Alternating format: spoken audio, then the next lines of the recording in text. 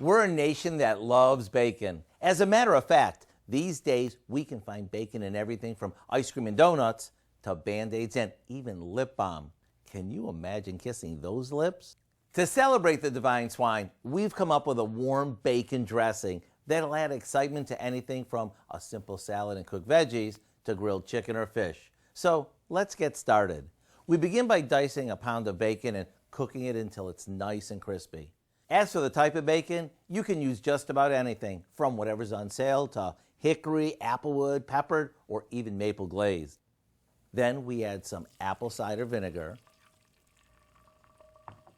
lemon juice, a good amount of sugar, and black pepper. We let that simmer until the sugar dissolves and it's ready to serve. And if you want the pieces of bacon a bit smaller, you can pour the whole thing into a blender and just give it a whirl. If you've never been a big fan of salads, just wait until you try this one.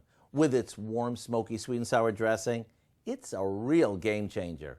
To get the recipe for our warm bacon dressing, all you have to do is visit our website. I promise you'll be glad you did. I'm Howard in the Mr. Food Test Kitchen with Kelly, where today we found a brilliant bacony way for you to say, ooh, it's so good.